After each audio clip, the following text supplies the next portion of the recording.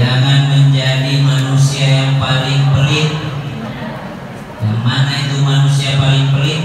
Yang mendengarkan nama Nabi Muhammad, ucapkanlah sallallahu alaihi wasallam. Jadi kalau mendengar disampaikan Nabi Muhammad sallallahu alaihi wasallam. Yang kedua, kata ulama, kalau mendengar nama Nabi Muhammad bisa dijawab dengan alaihi salatu wassalam. Alaihi salatu wassalam. Yang tidak ada itu kalau mendengar nama Nabi Muhammad tiba-tiba dia teriak "Sallallahu alaihi." Tidak ada itu. Banyak orang itu mendengar nama Nabi Muhammad malah teriak-teriak "Sallallahu alaihi." Kita diminta sallallahu alaihi wasallam atau alaihi salatu wassalam. Kenapa pakai sayyidina? Karena saya mengikut pendapat ketika Nabi sallallahu alaihi wasallam menyebut dirinya ana sayyidi waladi Adam. Saya ini sayyidnya anak cucu Adam, pemimpinnya anak cucu Adam. Jadi kami mengikut ulama yang pakai sayyidina. Ada ulama tidak pakai sayyidina, ada juga. Maka perbedaan itu adalah rahmat. Tapi kalau kami pribadi, kami ikut pendapat ulama yang pakai sayyidina. Dalilnya mana? Ketika Nabi menyebutkan ana sayyidi waladi Adam. Sayalah sayyid anak cucu Adam. Nah, saya sayyidnya, saya pimpinannya anak cucu Adam. Kemudian wa ala alihi wa sahbihi ajma'in. Subhanaka la ilma lana illa ma 'allamtana innaka antal alimul hakim. Jadi kalau ada acara itu jamaah yang terima kasih kepada panitia. Panitia yang sibuk ngurus, sendal diatur, parkiran diatur, ya, subhanallah, nyiapin amplopnya. Kata guru saya, kalau khutbah Jumat, kalau khotib, nggak usah panjang-panjang. Kenapa? Karena sebelum kau sampai di masjid udah dilem amplopnya itu. Jadi mau sepanjang apapun khutbahmu tidak berubah, itu isinya amplop. Jadi jangan nyusahin jamaah Jumat dengan khutbahmu yang terlalu panjang. Karena Jumatan itu khutbahnya singkat, sholatnya panjang. Di antara ciri orang yang paham fakih dalam agama adalah ketika Jumatan khutbahnya pendek, sholatnya panjang. Yang pertama kita dulu bahas memperingati Maulid Nabi Muhammad sallallahu alaihi wasallam. Apa hukumnya? Kalau kata Imam As-Suyuti, bukan saya, Imam Jalaluddin As-Suyuti yang hafal 200.000 hadis, karangan kitab 500 kitab, kata murid beliau itu yang tercatat. Seandainya ada lebih daripada 200.000 hadis yang ditemukan, beliau akan menghafalnya juga. Siapa? Apa kata Imam As-Suyuti, Imam Jalaluddin As-Suyuti? Maulid Nabi memperingatinya, bikin acara, senang-senang bikin acara, hukumnya adalah sunnah yang baik. Bukanlah sebuah keburukan, tapi syaratnya ada 5. Kalau keluar dari 5, maka jadi bid'ah. Mesti acara maulid itu 5 hal di dalamnya. 1, kata Imam Jalaluddin As-Suyuti, acara peringatan maulid itu mesti ada di dalamnya pembacaan Al-Quran. Ada tadi? Ada nomornya, Masya Allah Ustaz. Kalau dibacakan Al-Quran, fastami'u lahu wa ansitu la'allakum turhamun. Kalau dibacakan Quran, maka diam dan dengarkan dengan baik-baik, lalu diam. Ini kadang-kala ada acara qori'nya ngaji di belakang ngatur kue. Kadang-kala ada acara qori'nya ngaji, ini masih nyusul silakan masih tempat. Kata Al-Quran, kata Allah, kalau dibacakan Al-Quran, fastami'u lah, dengarkan baik-baik, wa ansitu, diamlah, la'allakum turhamun, agar kalian mendapat rahmat. Makanya saya termasuk yang setuju. Dulu Cici bilang kalau di masjid ada sesuatu tolong pakai suara dalam saja, suara luar hanya untuk qomat dan pengumuman. Saya termasuk yang setuju. Kenapa? Kadang-kala masjid mengaji suara Al-Quran, kita di rumah merokok, ngobrol. Padahal lagi dibacakan Al-Quran. Saya di mobil, bisa tanya istri saya, jarang sekali saya putar frontal kalau lagi ada istriku. Kenapa? Kadang-kala Quran ngaji di radio mobil, kita ngobrol suami istri. Padahal disuruh dengarkan diam. Di rumah jarang kami putar frontal. Kenapa? Karena bisa jadi diputar frontal kita ngobrol. Padahal disebutkan Al-Quran, kalau dibacakan Al-Quran tidak disebutkan manusia yang baca. Bisa jadi YouTube yang baca, bisa jadi MP3 yang baca. Kalau sekarang ada Quran speaker, bisa speakernya yang bunyi. Jangan pernah berbicara. Wa ansitu, diam. Supaya apa? Supaya mendapatkan rahmat. جهنم كثيرا من الجن والإنس لهم قلوب لا يفقهون بها ولهم أعين لا يبصرون بها ولهم آذان لا يسمعون بها أولئك كالأنعام بل هم أضل. Sebutkan dalam Al-Quran, orang masuk neraka jahanam karena ada hati tidak berpikir dengan hatinya, ada mata tidak dipakai matanya, ada telinga tidak dipakai telinganya. Maka ulama meskipun telinga sunnah dalam berwudu, tapi mesti sangat memperhatikan ketika mencuci telinga, karena ini penentu orang bisa masuk surga atau masuk neraka. Pahala semuanya. Bahkan yang mengajarkan Al-Quran, ibu, orang tua yang mengajarkan Al-Quran kepada anaknya, nanti di hari kiamat Allah perintahkan anak itu baca Quran. Baca Alif Lam Mim, diangkatlah derajat orang tuanya. Baca lagi kata Allah, Dzalikal kitabu la raiba fihi hudan lil muttaqin. naik lagi derajatnya, per ayat naik terus. Alladzina yu'minuna bil ghaibi wa yuqimuna as-salata wa mimma razaqnahum yunfiqun. Naik lagi terus derajatnya sampai nanti selesai bacaan Quran anaknya. Begitu tingginya derajat orang tua yang mendidik, membesarkan, mengajarkan anaknya untuk dekat dengan Al-Quran. Kalau peringatan Maulid itu yang kedua mesti ada apa? Ada pembacaan riwayat Nabi. Inda dzikris shalihin tanzilur rahmah. Setiap menyebutkan tentang orang soleh, turun rahmat Allah ke dalam hati. Ibu, Bu, siapa manusia terbaik?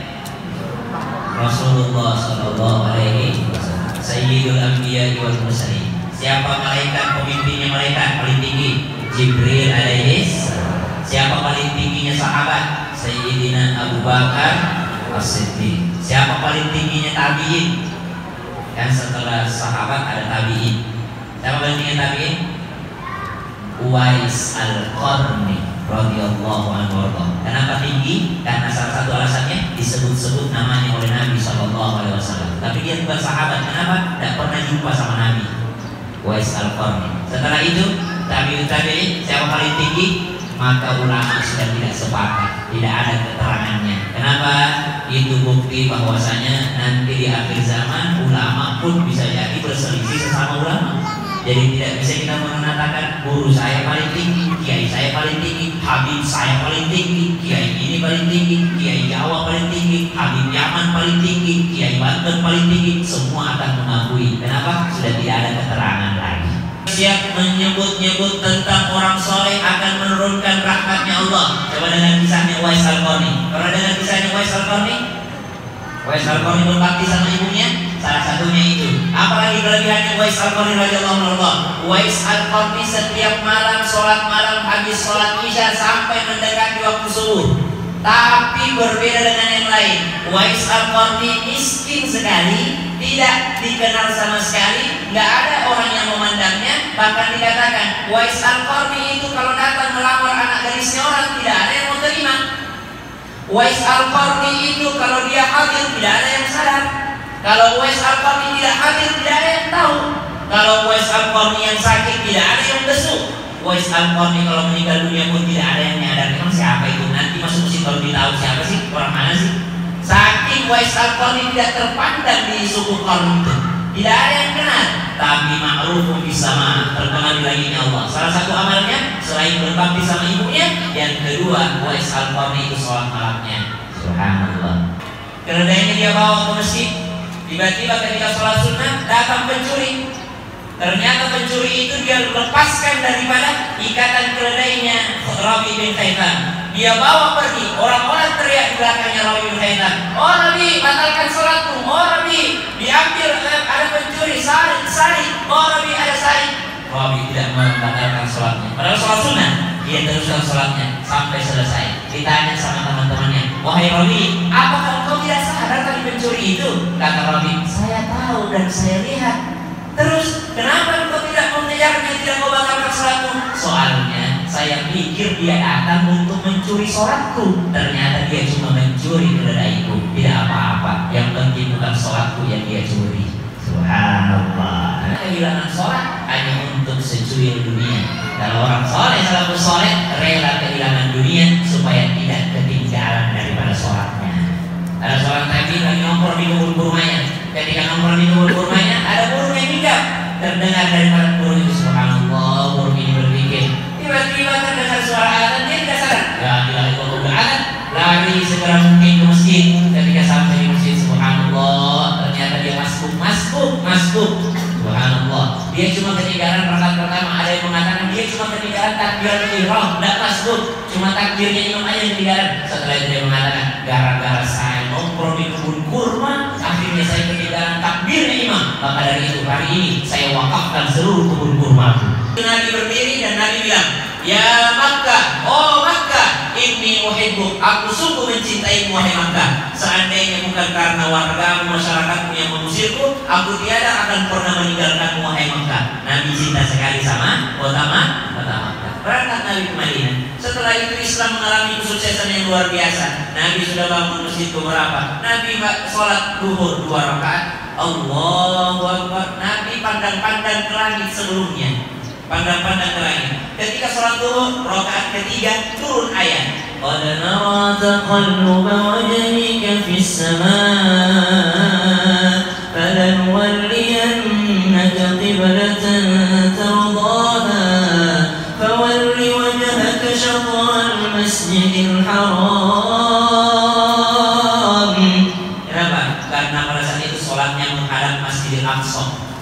Tapi Nabi memendam kerinduan yang luar biasa kepada kota Makkah, Ka'bah. Maka pada saat itu turun ayat, "Fawalli wajhaka syatral Masjidil Haram." Disuruh menghadapkan wajahnya ke Masjidil Haram. Maka di sana di Madinah ada masjid namanya Masjid Qiblatain, masjid dengan 2 kiblat. Kenapa? 2 rakaatnya Nabi sholat duhurnya menghadap Masjidil Aqsa, rakaat ketiga turun ayat langsung balik badan menuju Masjidil Haram. Maka sejak saat itu Nabi sangat mencintai arah kiblat dan sahabat-sahabat sangat menghargai arah kiblat, diikuti para salafus saleh, para ulama, para a'imah, dan kita juga harus menghargai arah kiblat. Itulah maulid apa tadi? Ada maulid tibai, ada Syaitun Turol, Abdiyah Ulami, ada Al-Barzanji.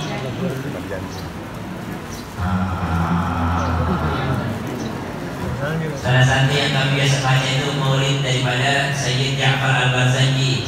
Bagaimana beliau sampaikan? أطر اللهم قبره الكريم بعرفه شديد من صلاة وتسليم اللهم صل وسلم وبارك عليه. وبعد فأقول هو سيدنا محمد. Kami akan sampaikan siapa itu Sayyidina Muhammad. Siapa itu? Kata Sayyid Al-Barzanji, Ibni Abdillah. Muhammad itu anaknya Abdullah. Siapa Abdullah? Ibni Abdil Muttalib. Abdullah itu anaknya Abdul Muttalib. واسمه شيبة الحمد حمدت خصاله السنية. Abdul Muttalib itu wasmuhu Syaibah, namanya adalah Syaibah. Apa itu Syaibah? Orang yang beruban. Nama aslinya Abdul Muttalib, kakeknya Nabi adalah Syaibah. Cuma julukannya Abdul Muttalib. Kenapa bisa dijuluki Abdul Muttalib? Karena waktu kecil dari Madinah diambil dari Madinah karena ibunya orang Madinah, Bani Najjar, diambil daripada Madinah, dibawa sama orang ke Mekah, namanya yang bawa Muttalib. Dibawa keliling Ka'bah, dilihat sama orang, Muttalib ada budaknya Muttalib, bahasa Arabnya Abdul Muttalib. Jadi julukannya Abdul Muttalib. Dia Nabi Muhammad sallallahu alaihi wasallam akmalan nasi khalqan wa khuluqan. Dialah yang paling terindah fisiknya, tersempurna fisiknya, khalqanya, wa khuluqan, yang paling sempurna juga akhlaknya. Bagaimana fisiknya Nabi? Ada seseorang bernama Hasan bin Thabit. Ini sebagai gambaran fisiknya Nabi. Itu Hasan bin Thabit belum masuk Islam waktu itu. Hasan bin Thabit diminta oleh orang-orang kafir. Kata orang-orang jahiliyah, Hasan, mau duit gak? Kata Hasan, boleh. Mau tanah gak? Boleh. Mau kebun kurma gak? Boleh. Mau onta gak? Boleh. Kata orang-orang kafir, kamu boleh minta apa aja, tapi ada satu pekerjaan yang kuperintahkan padamu. Kata orang kafir Quraisy pada saat itu. Kata Hasan bin Thabit, apa? Kata orang-orang kafir, kamu kan ahlinya bikin syair, ahlinya bikin puisi. Kalau kau puji orang, terbang orang. Kalau kau jelekin orang, gak mau keluar rumah lagi orang. Maka kata orang kafir Quraisy, sekarang saya mau tugaskan engkau, kau bikin puisi syair untuk menjelek-jelekkan Muhammad, supaya Muhammad berhenti berdakwah, supaya Muhammad gak mau keluar rumah saking malunya. Kata Hasan bin Thabit, oke, deal, siap. Mana bayarannya? Kasih onta, kasih kebun, kasih tanah, kasih jabatan. Hasan bin Thabit kaya raya mendadak, subhanallah. Kayak orang kena jalan tol perumahan dengan tanahnya. Kayak mendadak Hasan bin Thabit, subhanallah. Dan Hasan bin Thabit, saya punya syarat satu. Kata orang kafir Quraisy, apa syaratnya? Saya tidak bisa jelekin Muhammad kalau saya belum pernah ketemu. Kebetulan saya tidak pernah lihat namanya Muhammad. Saya pernah dengar namanya tapi saya tidak pernah ketemu. Saya boleh jelekin Muhammad tapi saya mau ketemu dulu. Itu coba lihat, orang jahiliyah tidak mau jelekin orang kalau nggak pernah ketemu orangnya. Ada orang kenal kagak tapi komentarnya di sosmed la haula wala quwwata, tapi memperbaiki pewarisnya, anak-anaknya, sehingga subhanallah ada tanah luas, rumah gede, tidak ada yang mau ambil. Dikasih ke pesantren, dikasih ini, kenapa? Mereka bukan sibuk menuntut harta, tapi mereka dahulu Allah yarhamhuma, mereka dulu semoga Allah merahmati mereka berdua. Saya pun semoga mereka berdua adalah orang baik, orang soleh-solehah. Mereka sibuk memperbaiki warisnya, al-warisnya, bukan hanya sibuk memperbaiki hartanya. Al-mal bil waris, karena sudah jelas harta itu akan jadi milik pewaris. Kapan kita tidak perbaiki pewaris, maka harta itu menjadi bencana. Maka kata ulama, anfiqu wa la takhshaw ala auladikum. Bersedekahlah, keluarkan hartamu, jangan takut terhadap anak-anakmu. Fa in kanu mu'minina yarzuquhum man yasha'u bighairi hisab. Karena anak-anak yang kau tinggalkan, kalau mereka beriman bertakwa, maka tentu Allah akan berikan rezeki dari jalan yang tidak disangka-sangka, yang tiada batasnya, sebagaimana Allah berikan rezeki kepadamu.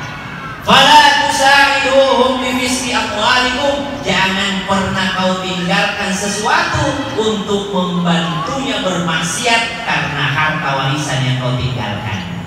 Kalau mereka beriman, baik. Tapi kalau mereka tidak beriman, bisa jadi harta warisan yang kita tinggalkan justru dipakai untuk bermaksiat. Maka jangan hanya sibuk mengurus hartanya, tapi sibuk juga perbaiki pewarisnya. Kedua, ar-ruh lil malakil maut. Orang kalau meninggal dunia, rohnya menjadi miliknya malakul maut. Yang ketiga, al-lahmul hindud. Kulit dan dagingnya akan menjadi bagiannya siapa? Bagiannya cacing dan beratung di kuburan. Maka jangan cuma sibuk skincare. Siapa orang yang sibuk kasih makan tubuhnya, fitness, nge-gym, kulitnya disibuk diperbaiki dengan skincare, tapi tidak memperbaiki makanan rohaninya, hatinya, maka engkau sedang mempersiapkan makanan enak untuk cacing dan beratung di kuburan. Hanya sibuk memperbaiki kulit dan daging, tidak sibuk memperbaiki hati, maka itu hanya mempersiapkan makanan enak untuk cacing beratung di kuburan. Wal amrul turab, tulang berulang akan menjadi miliknya tanah yang akan memimpinnya kelak. wal hasanatu lil khusum. Yang kelima apa nih yang dibagi?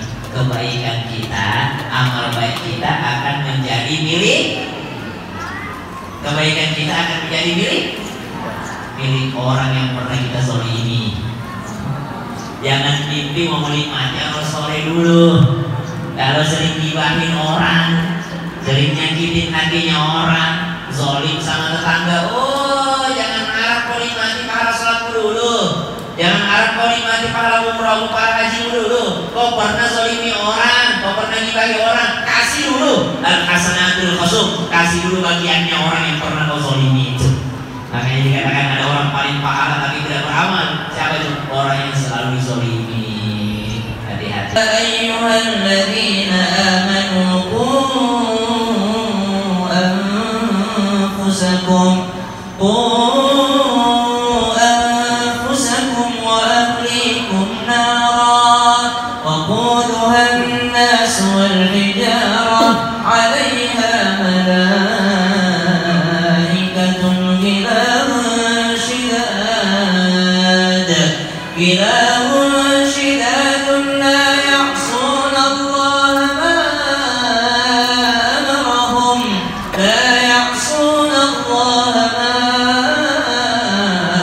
amarahum wa yaf'aluna ma yu'marun. Ayat tentang keluarga dimulai dengan apa? Ya ayyuhalladzina amanu, wahai orang-orang beriman. Orang beriman masuk surga, masuk neraka. Orang beriman itu masuk surga, masuk neraka. Pasti masuk surga. Harus pastikan bu, jangan ragu-ragu. Kalau sudah ada la ilaha illallah, pasti masuk surga. Jangan ragu. Sebanyak apapun maksiatnya, sebesar apapun dosanya, kalau dia la ilaha illallah pasti masuk surga. Cuma banyak iklannya dulu, mampir-mampirnya.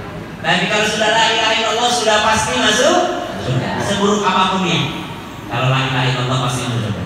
Sebaliknya, sebaik apapun dia kalau tidak ada la ilaha illallah, Ronaldo itu banyak sumbangannya ke Palestina, banyak sumbangannya ke Suriah. Ronaldo bahkan dikatakan hafal Al-Fatihah, bisa bismillah, sekarang sudah bilang insya Allah Ronaldo. Tapi kalau tidak ada la ilaha illallah pasti masuk neraka. Pasti masuk neraka. Jadi harus yakin iman itu pasti masuk surga. Orang beriman itu apa itu? Ya ayyuhalladzina amanu qu anfusakum wa ahlikum nara. Kau beriman pasti masuk surga, tapi bisa tergelincir ke neraka. Kenapa? Kalau kau tidak jaga dirimu dan keluargamu. Maka itulah yang dikatakan akhlak Rasulullah kepada keluarga. Beliau menjaga dirinya dari yang dilarang sama Allah, beliau pun menjaga keluarganya dari yang dilarang sama Allah Subhanahu wa ta'ala. Coba ibu-ibu pemulang elok bilang begini kepada suaminya, wahai suamiku, aku bisa nahan lapar, tapi aku tidak bisa tahan dengan api neraka. Maka jangan pernah kau bawa ke rumah ini rezeki yang haram. Aku bisa nahan lapar, aku bisa untuk tidak naik motor, aku bisa untuk tidak jalan-jalan ke mall, aku mampu, sanggup aku puasa, tapi aku tidak akan pernah sanggup untuk menahan api neraka. Maka lebih baik aku kelaparan dibandingkan engkau bawakan ke rumahku rezeki yang haram. Itu ibu pemulang elok tuh akhlak. Jamaah begitu di sini? Begitu dong, gak mungkin bikin acara begini kalau tidak begitu. Amin ya rabbal alamin. Kata Imam Al-Ghazali dalam pasal yang lainnya, wa kana sallallahu alaihi wasallam syadidal haya'i wat tawadhu'. Dialah Nabi sallallahu alaihi wasallam manusia yang paling sangat-sangat pemalu. Nabi itu akhlaknya pemalu, malu sama mertua. Kalau anak perempuannya tidak dijaga dengan baik, anak orang sudah kita beristri lalu kita tidak dijaga dengan baik. Makanya akhlak kepada keluarga penuhi daripada kewajiban kita sebagai suami. Kasih kepada istri, ada nafkah lahir, ada nafkah batin. Nafkah lahir itu apa?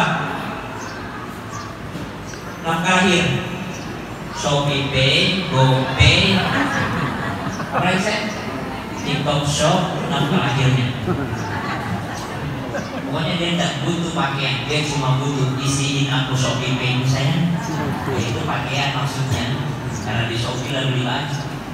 Dan butuh dia makanan, dia cuma minta tolong isi GoPay saya. Berarti dia mau GoFood itu. Nafkah makanan itu. Tempat tinggal atau tempat tinggal, nafkah lahir. Ada nafkah batin. Apa nafkah batin? Ajaklah dia baca Quran, ajak dia majelis taklim. Bapak-bapak, kalau ada istri jarang majelis taklim, mungkin karena kurang diapresiasi. Istri itu suka bahasa-bahasa kelembutan. Nabi paling lembut kalau ngomong sama istrinya. Kadang-kadang kita salah bahasa. Jangan bilang kepada istri, kamu itu pengajian, sana pengajian. Ibu yang lain udah pengajian, jangan bilang begitu. Bilangnya begini, aduh, tadi saya dengar pengajian, tapi saya tidak mengerti. Lebih mengerti aku kalau kau yang ceramahi aku.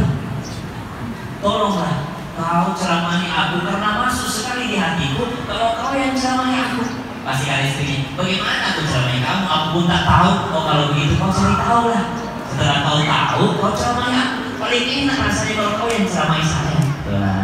Itu pasti istrinya langsung. Kalau begitu mulai besok saya ikut majelis taklim. Pembacaan riwayat Nabi, kisah-kisah Nabi, kisah-kisah orang soleh, mengenal Nabi SAW, sirah nabawiyah, mendengarkan kisah-kisah orang soleh, diperintahkan Allah atau tidak? Diperintahkan. Tausiyah, wa tawasaw bil haqqi wa tawasaw bis sabr, saling berwasiat, saling menasihati dalam kebaikan, diperintahkan Allah atau tidak? Diperintahkan. Silaturrahim, wattaqullaha alladzi tasaaluna bihi wal arham, diperintahkan Allah atau tidak? Diperintahkan Allah.